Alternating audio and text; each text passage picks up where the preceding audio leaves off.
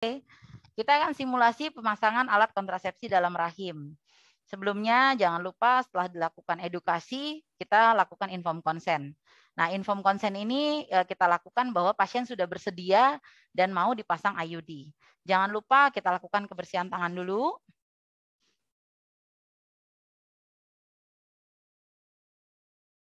Nah, setelah itu kita lepaskan semua benda-benda yang ada di tangan kita, cincin dan jam tangan. Kita pasang sarung tangan steril. Oke. Sebelumnya pasien kita jelaskan dulu bagaimana nanti tahapan pemasangan IUD yang akan kita lakukan dan pasien diposisikan seperti apa.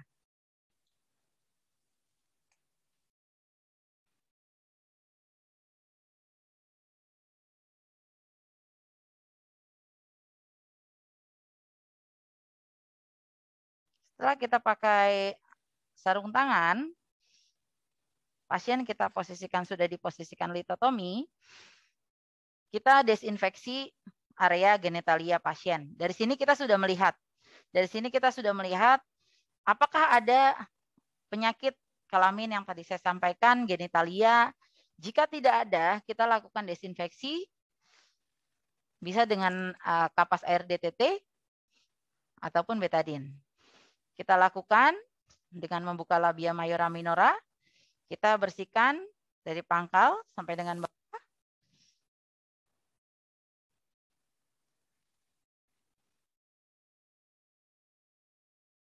Kita bersihkan lagi. Lalu yang terakhir dari atas sampai dengan anus, perineum. Oke, sudah selesai. Kita siapkan alat. Nah, alat yang kita siapkan adalah tampon tang, spekulum, sonde uterus, Panser clamp, 2, yang satu yang tajam, satu lagi Novate atau alatnya, lalu gunting.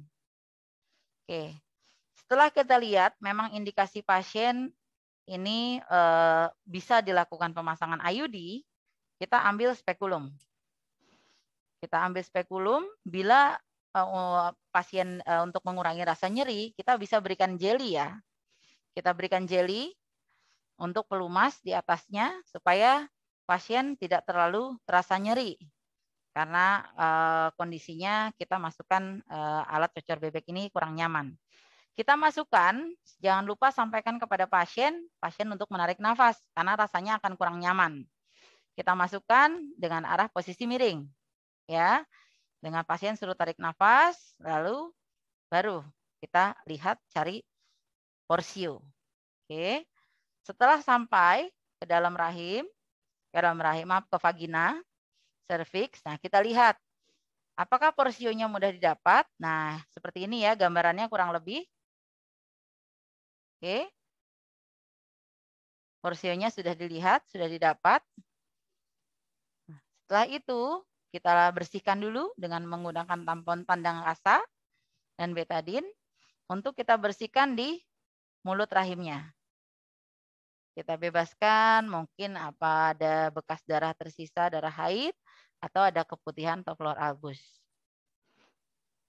Oke, setelah itu kita lihat adakah masalah di genitalia internanya. Bagaimana dengan kondisi mulut rahimnya atau porsio? Adakah infeksi? Adakah kelainan bentuk? Jika tidak terdapat, semuanya normal, kita bisa lakukan pengukuran. Kita ukur dengan menggunakan sonde dengan teknik no touch ya. Jadi kita masukkan pelan tanpa menyentuh bagian lain supaya tetap terjaga kesterilannya. Kita masukkan sonde, kita ikuti bentuk rahim dengan tidak memaksa. Jadi masukkan sonde untuk tahu batas maksimal ukuran rahimnya berapa. Oke, sudah masuk. Nah, setelah sudah masuk kita keluarkan lagi secara perlahan ya, smooth, lembut.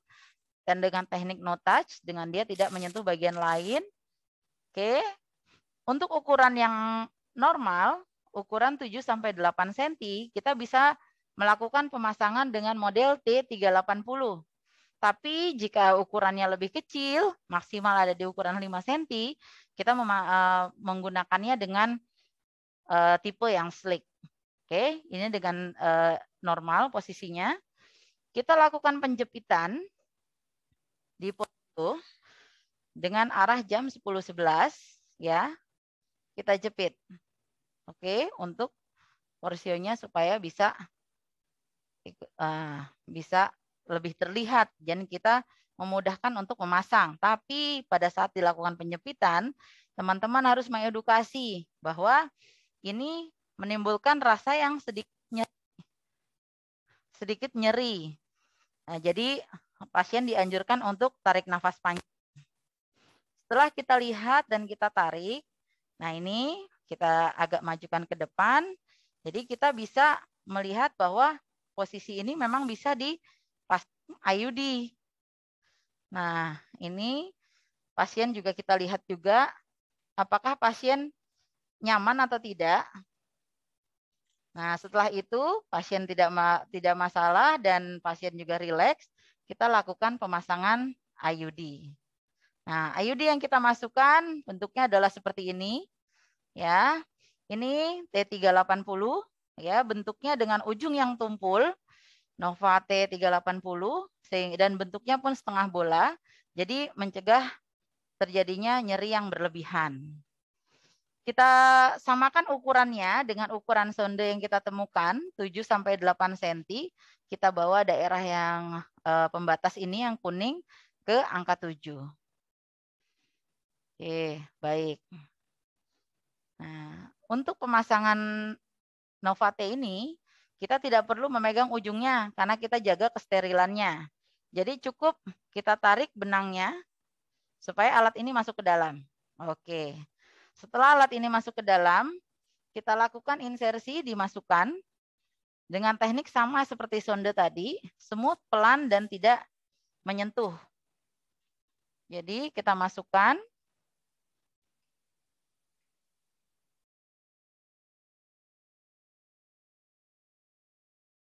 Dengan batas yang sama, 7 cm tadi ya. Oke.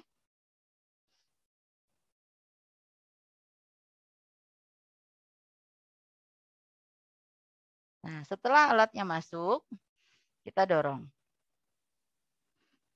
Kita dorong. Pada saat kita dorong, kita juga lihat pasiennya ya. Bagaimana kita tanyakan apakah ada nyeri berlebihan atau tidak.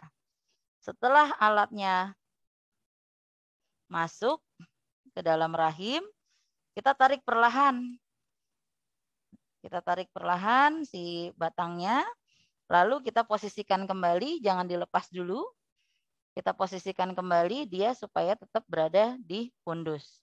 Setelah berada pada tempatnya, kita tarik perlahan inserternya. Oke, sip. Nah, begitu. Setelah selesai, kita buka lemnya. Lalu kita tanyakan ke pasien, bagaimana Bu? Apakah ada nyeri berlebihan? Jika tidak ada, kita gunting benangnya. Benangnya kita gunting sesuai dengan cukup 5 cm, 5-7 cm.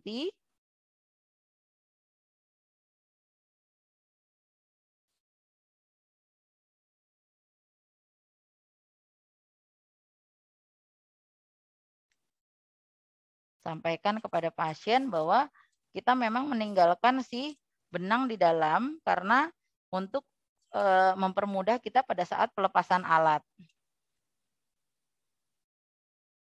Oke.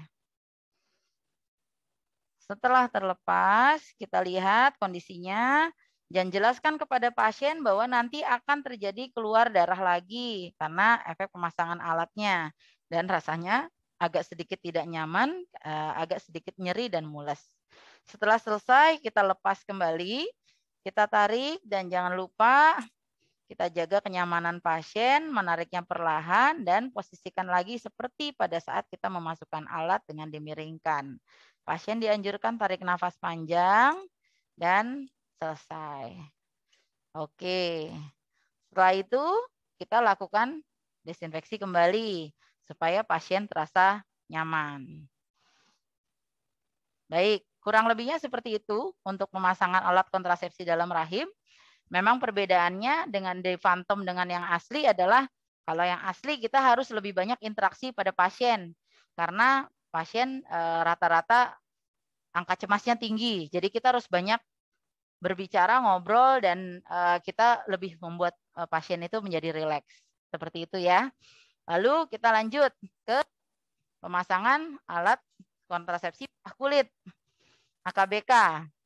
Nah, ini AKBK kita melihat kita pasang alat kontrasepsi di bawah kulit ya. Ini kita lihat bahwa itu ada alat-alatnya, yaitu ada set. Sekarang pemasangan implan sudah 1 set ya. Sudah disiapkan oleh pemerintah juga, dan ada juga yang swasta juga. Kita siapkan juga spuit dan lidokain, lalu plesternya. Nah, ini kita mulai. Nah, ini kita siapkan dulu lengan pasien nih. Lengan pasien kita edukasi. Di mana akan dilakukan pemasangan implan. Jadi, bidan harus memberitahu bahwa pemasangan implan ini akan dilakukan di lengan yang non-aktif. Kalau pasiennya normal yang aktif tangan kanan, kita pasang di tangan kiri. Tapi kalau pasiennya aktif di tangan kiri atau kidal, kita pasang di tangan yang kanan. Jadi kita pasang di tangan yang minim bergerak. Seperti itu. Jadi ini kita pasang 8 cm dari batas lekukan tangan. Jadi pasien tidak terganggu. Nah, seringnya yang saya temukan pada saat pemasangan AKBK ini, teman-teman lokasinya masih kurang tepat. Jadi pasien ini agak susah ngeceknya. Kalau terlalu ke bawah di dalam sini, pasien akan susah meraba. Kalau terlalu di atas sini, ini nyerinya beda. Rasa sensitifnya akan lebih terasa kalau biusnya sudah habis. Jadi yang kita pasang idealnya adalah sepertiga lengan sebelah yang tidak aktif atau 8 cm dari bagian tekukan tangan. Ya, seperti biasa, setelah diedukasi, inform konsen pasiennya, lalu kita kasih beritahu tahapannya seperti apa, kita lakukan kebersihan tangan. Pasiennya juga dianjurkan untuk membersihkan area tangan yang akan dipasang implan dengan sabun antiseptik. Dicuci dengan sabun antiseptik, baru kita keringkan. Kita mulai pemasangannya. Setelah pasien setuju, jangan lupa kita lakukan kebersihan tangan. Lalu setelah itu kita gunakan sarung tangan.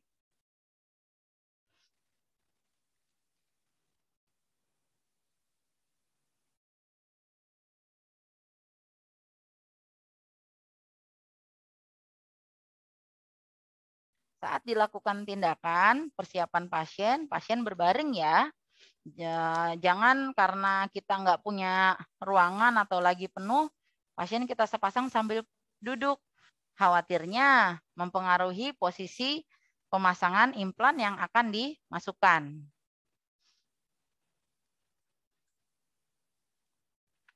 Kita beritahukan tahapan kepada pasien, yaitu yang pertama adalah kita akan lakukan desinfeksi. Setelah desinfeksi, kita lakukan pembiusan. Bius lokal dengan lidokain, lalu kita akan melakukan insersi pemasangan alat. Nah, setelah itu, setelah pasien diedukasi, pasien anjurkan untuk berbaring dan rileks, kita mulai melihat sisi lengan. Pada saat pasien berbaring, sebaiknya sih ini lengannya ditekuk ke atas, tapi karena ini Phantom ya, jadi kita lengannya lurus. Kita lihat dari sudut pergelangan sini, kita kasih jarak 8 cm, yaitu ada di sini. Ya, daerah di sini karena sekarang metode implan adalah yang dipasang 2 batang, jadi sekarang tidak perlu dibuat pola. Kalau zaman dulu implan itu ada 5, jadi kita menggambar pola di situ. Tapi sekarang implan yang sekarang adalah 2 batang dan bisa dipakai maksimal 4 tahun. Setelah dilakukan apa namanya, kita lihat posisi yang akan kita pasang, kita akan lakukan desinfeksi. Kita semprot dengan cairan antiseptik, lalu kita desinfeksi dengan posisi memutar. Oke, bisa menggunakan betadin biasa, bisa juga menggunakan betadin yang bening.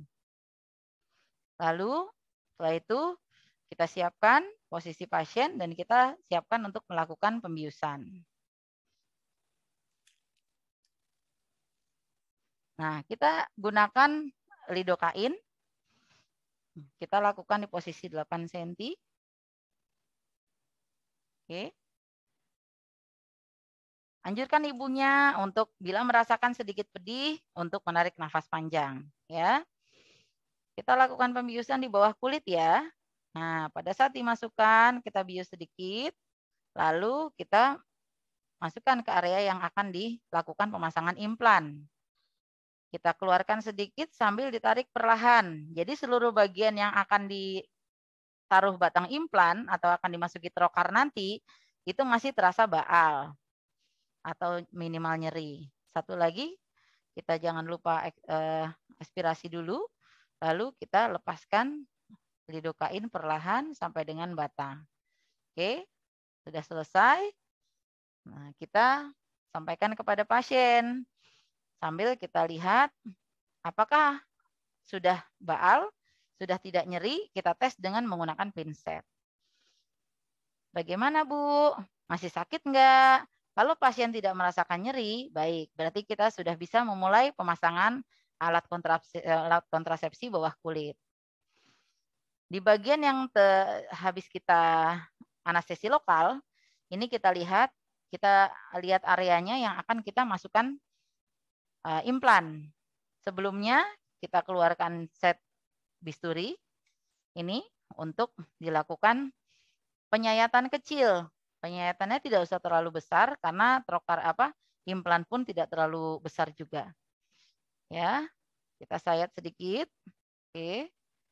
Setelah kita sayat, kita lihat, oke, sudah mulai terbuka jaringan yang kita nanti akan pasang di bawah kulit. Kita lakukan biasanya nanti keluar darah, kita tekan. Setelah itu kita siapkan inserter implan. Nah, posisi pemasangannya kita lihat ya, di inserter ini ada 2 garis. Garis pertama ini adalah batas masuknya si inserter implan. Supaya pada saat kita memasukkan batang, kita tahu batas ini tidak boleh keluar dulu sebelum 2 batang itu selesai. Karena kalau sampai batas ini sudah keluar, kemungkinan alatnya juga akan ikut keluar ekspulsi dan itu nanti tidak menjadi maksimal. Malah pasiennya kalau dipaksakan bisa menimbulkan infeksi. Setelah ini masuk, baru batas maksimal pemasangan implan adalah di garis yang paling belakang. Kita masukkan dengan posisi 15 derajat ya. Oke, kita masukkan. Nah, sampai dengan batas pertama yang saya bilang. Setelah batas ini, baru kita bawa ke area yang tadi sudah kita anestesi lokal. Dengan membentuk huruf V ya. Oke, kita masukkan sampai dengan batas yang kedua. Jangan terlalu dalam, jangan dihabiskan. Karena nanti khawatirnya dia terlalu naik ke atas, nanti susah pada saat pelepasan. Setelah dimasukkan seperti ini, kita ambil pendorongnya. Dengan posisi telunjuk ini menahan si trokar, kita masukkan pendorongnya. Kita dorong perlahan-lahan sampai dengan kita lihat ya, di sini batang implan sudah mulai muncul. Tuh, ya. Pada saat batang implan sudah muncul, tarik trokarnya pelan-pelan dengan tidak mempengaruhi batang implan untuk bergerak. Nah, seperti ini ya. Jadi batang implannya tertinggal di dalam. Oke. Nah. Oke, selesai sampai sini. Kita tarik pelan-pelan sampai dengan garis. Nah, garisnya sudah muncul lagi. Kita cek. Sudah pas belum ya? Oke, oh sampai sini. Jadi dia tidak ngikut keluar lagi. Nah, untuk pemasangan batang yang kedua, kita lihat ya. Kita pasang membentuk huruf V.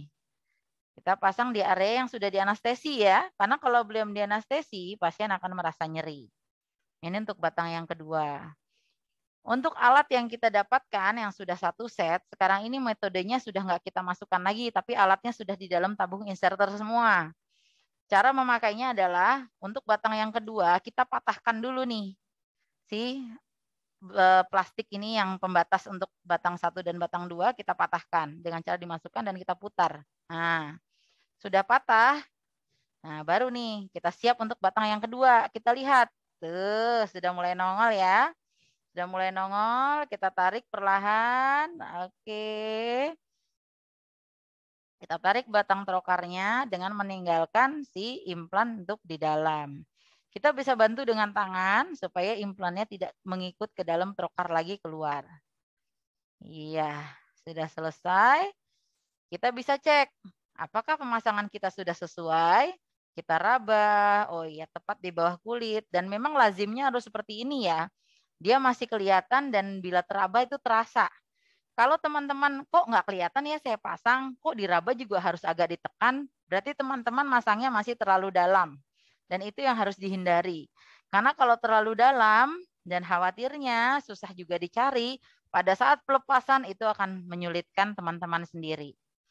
Setelah selesai, kita tarik perlahan, lalu kita tekan.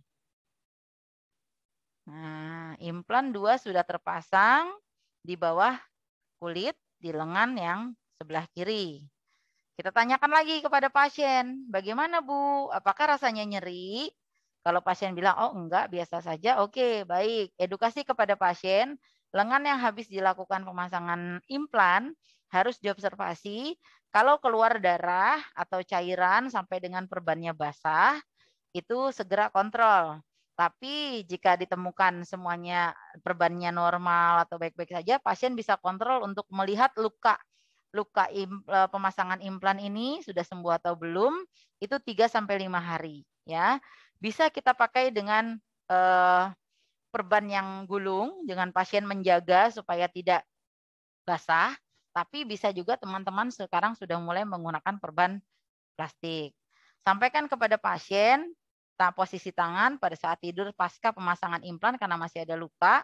Sekarang kita sudah tidak lakukan penjahitan ya, karena kita juga melakukan penyayatan juga tidak terlalu dalam. Jadi habis itu kita perban, jadi pasien bisa mandi. Ini dengan perban yang anti air ya.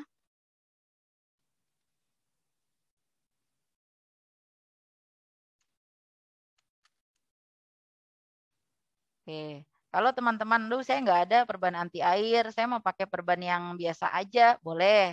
Tapi kalau perban yang sekiranya nanti tidak tahan air, sampaikan pasiennya untuk menjaga kondisinya supaya tetap kering. Nah, pada saat posisi penutupan sebelumnya, teman-teman juga pada saat di posisi penyayatan tadi bisa diberikan betadine ya, atau salep gel yang bisa untuk mempercepat penyembuhan luka. Kurang lebihnya seperti ini teman-teman ya, posisi untuk pemasangan alat kontrasepsi bawah kulit dan tadi alat kontrasepsi dalam rahim. Mudah-mudahan bermanfaat dan kalau ada kurang dan lebihnya saya mohon maaf. Cukup sekian dan terima kasih.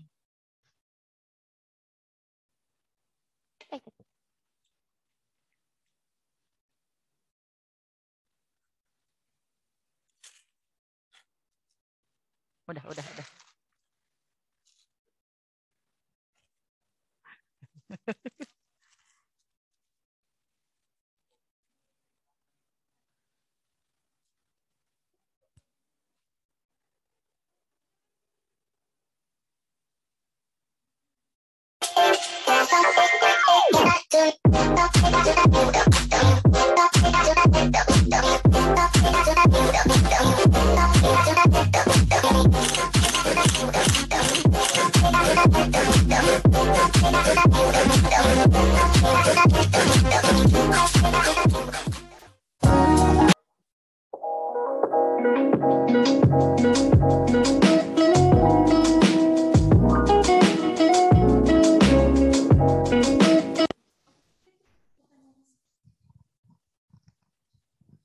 Oke, wow, tadi sudah disimulasi langsung sama Bidan Retno. Simulasi ya, bukan stimulasi.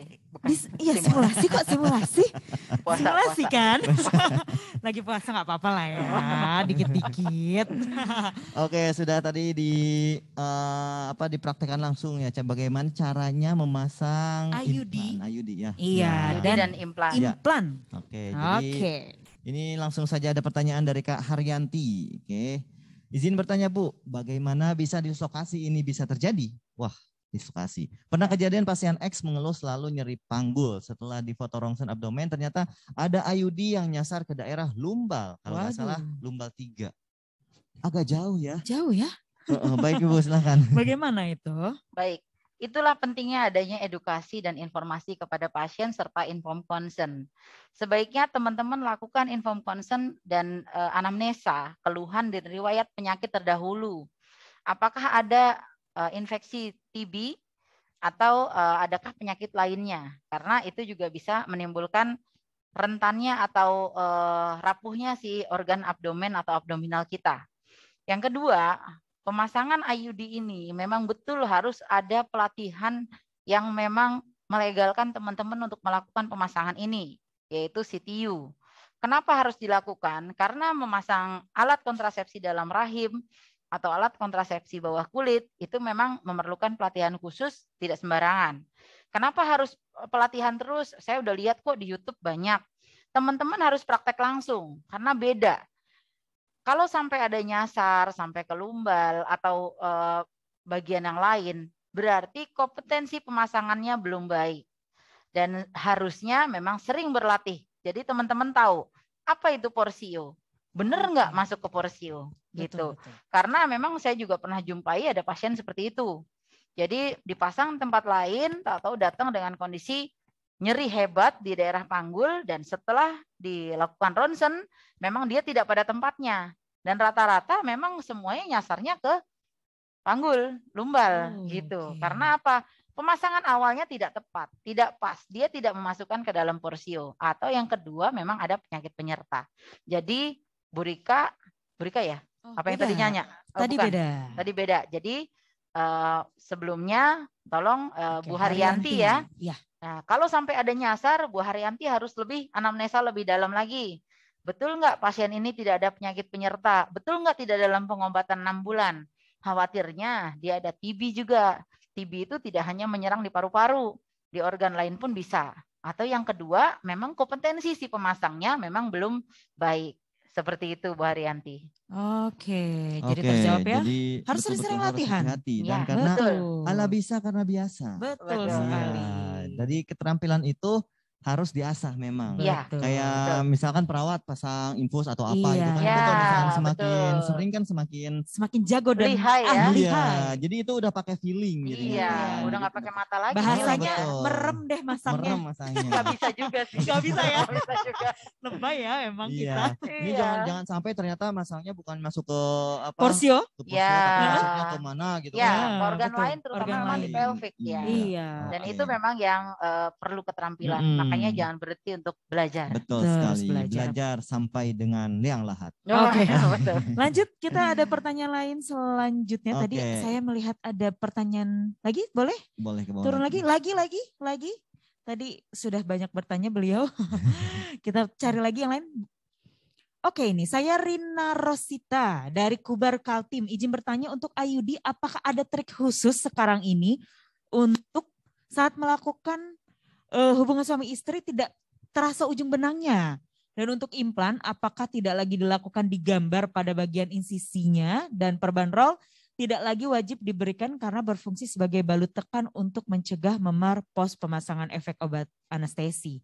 Bagaimana? Baik, untuk bidan Rina, jauh ya dari Kalimantan Timur nih. Iya.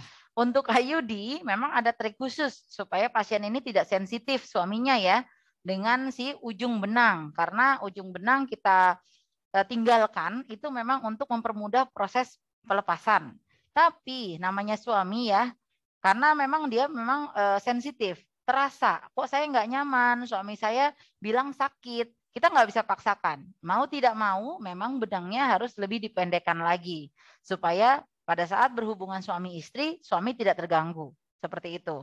Tapi memang nanti akan menyulitkan kita pada saat melepas. Melepasnya harus dengan alat khusus, namanya aligator, atau di rumah sakit seperti itu. Dan pasien harus dianjurkan untuk rajin pemeriksaan dengan dokter obgyn USG untuk mengetahui posisinya masih tepat pada tempatnya atau tidak. Karena pasien sudah tidak bisa meraba lagi. Kita sudah tidak bisa mengajarkan untuk ngecek sendiri lagi betul. karena benangnya dipendekkan. gitu. Dan untuk pemasangan AKBK itu karena kita sekarang sudah tidak menyayat dalam lagi, perdarahannya biasanya sih minimal harusnya. Tapi namanya kita masang ya, kita nggak tahu apakah di situ ternyata pembuluh darah perifernya mengeluarkan darah yang lumayan banyak. Teman-teman bisa melakukan penekanan, ditekan dan dibalut bisa. Tapi kalau misalnya memang perdarahannya minimal, agar pasiennya juga tidak terganggu aktivitasnya, bisa digunakan perban plastik agar pasien masih tetap bisa menjaga hygiene dengan mandi. Tapi kalau ternyata teman-teman lihat pada saat pemasangan, kok ini darahnya masih lumayan ya, ngerembes-ngerembes, tekan boleh. Nanti dibalut dengan kasarol. Elastis, perban. Betul. Oke, jadi itu. ya karena sekarang kan lebih minimal ya untuk perdarahannya, tidak seperti zaman baheula ya. Iya betul. Kalau zaman dulu memang harus digituin, terus ada trauma. Sebenarnya bisa loh masang AKBK tanpa menimbulkan memar. Betul. Yang tadi saya bilang, teman-teman pasangnya smooth, nggak usah terburu-buru. Karena teman-teman memasang di bawah kulit itu dengan trokar yang lumayan besar, masang infus saja agak susah ya. Apalagi trokar itu harus masuk ke bawah kulit, itu memang memerlukan keterampilan yang baik juga. Makanya nanti kalau ada pelatihan CTU, teman-teman harus ikut. Karena itu yang bisa mengasah keterampilan teman-teman, karena teman-teman harus praktek langsung, tidak hanya melihat simulasi. Betul. Seperti itu. Oke, kita masih ada pertanyaan selanjutnya. Kak Ori boleh? Dari Kak Nur Hayati, jika kapsul implan pada saat waktu memasukkan semua baik-baik saja, baik-baik saja. Tapi setelah kontrol kapsul implannya ujungnya agak bengkok. Apa dengan keadaan seperti ini itu kapsul implan tetap aktif, Bu? Bagaimana cara mengatasinya? Silakan. Baik. Pengalaman saya memasang implan, kalau dari awal kita kasih jarak, yang tadi saya sampaikan, ada batas di bawah, di atas permukaan yang tajam, itu yang tidak boleh teman-teman keluarkan dari kulit sebelum pemasangan implan selesai. Biasanya itu implannya belum keluar semua, tapi sudah terlanjur si trokar keluar dengan ujung-ujung yang tajamnya. Jadi bagian yang di ujung itu terdesak oleh kulit dan lemak. Jadi dia posisinya jadi berubah pada saat kontrol, karena pas kontrol itu kan posisi kulit sudah kembali normal ya. Tapi kalau memang teman-teman pasangnya tepat di bawah kulit, hormonnya sih tetap bekerja. Tapi tanya pasiennya kembali, bila menimbulkan nyeri sebaiknya direposisi. Karena saya pernah ketemu ada pemasangan implan yang ujung batangnya itu ternyata nongol di lukanya, luka insersinya. Dan itu disampaikan nggak apa-apa, diamin aja Bu, nanti juga sembuh sendiri. Tapi makin lama ternyata malah menjadi infeksi, timbul nanah, dan akhirnya alatnya pun harus dilepas. Jadi teman-teman harus lihat, implan yang betul di bawah kulit tidak menimbulkan infeksi dan tidak nyeri, karena di bawah kulit dipasangnya. Tapi kalau ada menimbulkan nyeri dan ternyata ada pus, nanah, atau ada perdarahan berlebih, teman-teman harus kaji ulang. Berarti pemasangannya harus direposisi. Iya, jadi hygiene itu sangat-sangat penting sekali. Betul, jadi, nomor satu.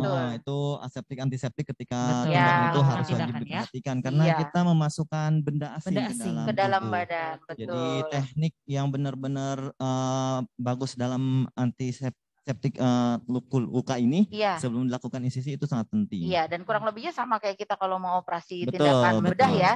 Karena ini memang bedah minor sih, bedah kecil gitu. Tapi tetap jangan ada resiko. Ada resikonya. Betul. Oke. Kita ada pertanyaan menarik di sini dari Hidayanti. Izin bertanya Bidan, apakah ada resiko jika IUD belum dicabut setelah 5 tahun? Baik. IUD kenapa disampaikan maksimal ada yang 5 tahun, ada yang 8 tahun, ada yang 10 tahun. Jika lebih dari masa itu memang ada kemungkinan tembaganya memang sudah terkikis. Itu yang pertama.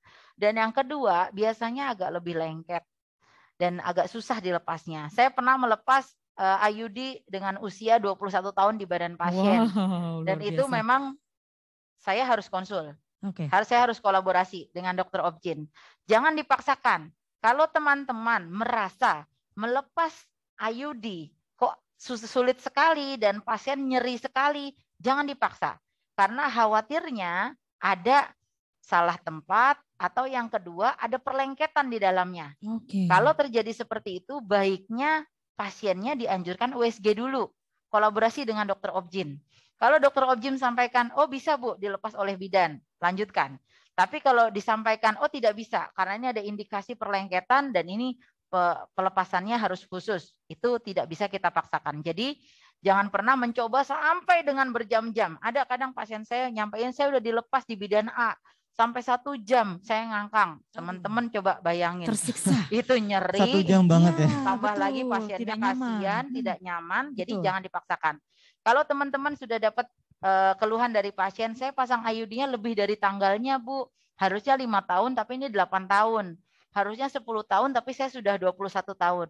Anjurkan pasien USG dulu ke dokter Obgyn. Kita harus kolaborasi, tidak bisa mandiri langsung. Iya, baik. Jadi tetap ya kita lihat kondisi dulu apa yang Betul. bisa kita lakukan dan apa Iya. yang harus dirujuk. Karena kita juga harus memahami kapasitas kita masing-masing. Iya, betul. Kalau misalnya kita kira-kira, wah sepertinya ini bukan udah di luar dari ranah saya, Iya. jangan dipaksakan. Betul. Ingat, kita menangani nyawa. Iya, Ya. betul. Harus Bukan kolaborasi boneka. ya. Makhluk hidup. Iya. Ya, Kayak dan lagu harus Indonesia ya, ditanya. bukan boneka ya. Beda. Oke, Oke, kita next. satu pertanyaan terakhir. Ya, next. Sebelum next, kita ke akhiri, bawah. boleh ke bawah lagi Kakak Admin. Kita cari Terus. lagi yang belum bertanya. Iya. Oke. Oke. Mau lagi? Lanjut lagi? Oke. Udah, Habis. Oke, coba kita ke atas. ke atas lagi. Ke atas tadi ada satu. Oke. Yang terakhir, Bu Retno. Oke. Iya. Perbedaan kualitas produk antara Koperti dan Novati. Novati. Nah, Novati. sepengetahuan. Merek ya. Iya, ini Merek ya. harusnya sebenarnya ranahnya bukan ranahnya Iya. Ibu ya, tapi Saya kira bisa sepengalaman. dihubungin nggak ya? Iya. Sponsor ya. Ini note aja kali ya. Oh, gitu. Note aja ya. Oke. Ini tergantung kenyamanan masing-masing ya. Betul. Iya, betul. balik lagi ya. Balik Oke. lagi. Nah, kalau ini yang luka ini tentu berhubungan ya sama lukanya ya. Kita Iya, mau karena dijawab aja ini Ibu. biasanya kolaborasi dengan penyakit dalam biasanya. Oke. Iya. Ada yang ini aja Yang nih, bawahnya? yang Rikas. Ayo, Oke. sudah belum? Belum yang ini. Oh, yang ini pertanyaannya Boleh. belum. Ah. Oke. Izin bertanya Bu, pernah kejadian kasus pasien X pelepasan implan di bidan lainnya, kemudian dia datang ke saya dengan mengeluh masih ada sisa potongan implan di lengannya. Yang ingin saya tanyakan, bolehkah KB implan ditinggalkan secara permanen di lengan? Yang kedua, apakah sisa implan yang tinggal di lengan masih efektif mencegah kehamilan?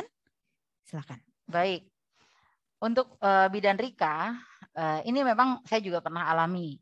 Ada pasien mungkin lepasnya agak susah di bidan tersebut, jadi implannya tidak utuh lagi, sudah patah-patah ibaratnya begitu ya. Nah ini baiknya bidan Rika kaji dulu, lihat. Kalau misalnya bidan Rika lihat dia posisi patahannya tidak terlalu dalam, masuk ke kulit atau jaringan di bawahnya lagi, bidan Rika bisa lakukan pelepasan. Tapi jika bidan Rika merasa ragu, kok ini sepertinya dalam banget ya, kok ini sepertinya letaknya sudah beda nih. Bidan Rika bagusnya kolaborasi. Kalau ini memang perlu dilakukan pembedahan, karena pasien saya kemarin dilakukan ronsen dulu, letaknya ada di mana, baru dilakukan pelepasan sisa. Karena sisa implan ini bentuknya kan dia silikon ya, dia lentur sekali gitu. Patahannya ini kemungkinan memang dia akan lentur juga, jadi lebih susah ditariknya. Kalau dia masih satu batang enak, ujungnya bisa kita tarik, lepas semua. Tapi kalau sudah patahan kecil-kecil, kalau bidan Rika serasa tidak sanggup, jangan dipaksakan. Kolaborasi dengan dokter bedah. Lalu sisa implan yang tinggal di lengan masih efektif atau tidak? Ya pastinya sudah tidak efektif. Patahannya kita nggak tahu seberapa besar dan seberapa banyak hormon yang ada di badan. Jadi kita sudah anggap memang pasiennya sudah tidak ber-KB karena masih ada sisa, hanya sisa saja, sisa batang implan. Jadi kalau dirasa memang batang implan ini posisinya terlalu dalam atau batang implan ini posisinya sudah tidak pada tempatnya, sebaiknya kolaborasi. Karena bagaimanapun dia benda asing di badan kita. Oke. Ya, sudah tidak efektif ya, Bu. Kita anggap tidak efektif kembali. Anggap aja nggak ada itu ya. Betul. Iya, betul. Oke, baik. Oke, baiklah. Selesai sudah diskusi kita pada hari ini bersama Bidan Retno, dan mungkin sebelum kita pamit, Bu Retno, mungkin ada yang mau ditambahkan, Ibu? Baik. Mudah-mudahan hari ini teman-teman tidak bosan ya. Mudah-mudahan menarik materinya. Dari pagi kita sudah bahas tentang strategi bidan, lalu kita bahas simulasinya. Tapi tetap simulasi ini hanya untuk refresh saja, tetap pelatihan harus teman-teman ikuti untuk menambah keterampilan teman-teman sendiri pada saat berpraktek.